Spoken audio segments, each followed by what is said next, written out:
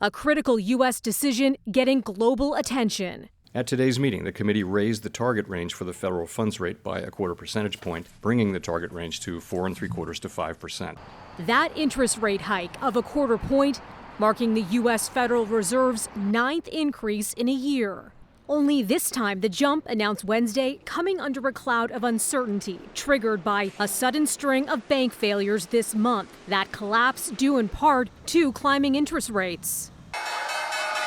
The turmoil has rattled markets worldwide. But the announcement from Fed Chair Jerome Powell is making the U.S. central bank's priority clear: restoring price stability. Inflation remains too high, and we remain strongly committed to bringing inflation back down to our 2% goal. Going forward, though, Powell suggesting the Fed is on the verge of pausing further increases. As for the U.S. banking system, he says officials are prepared to use all the tools as needed to keep it safe. And in a statement, the Federal Reserve adding the U.S. banking system is sound and resilient. The U.S. banking system remains sound.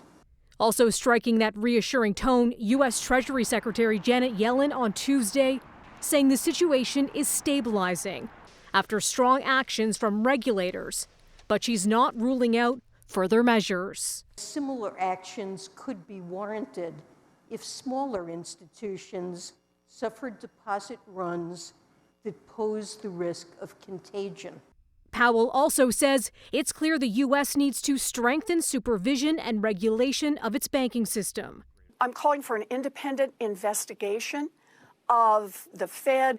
U.S. Senator Elizabeth Warren is calling for a probe into the crisis, which would include a focus on those in charge of the system's oversight. And she's taking aim at Powell in a blistering tweet Wednesday, posting the Fed under his leadership has made a mistake, not pausing its extreme interest rate hikes. I've warned for months that the Fed's current path risks throwing millions of Americans out of work.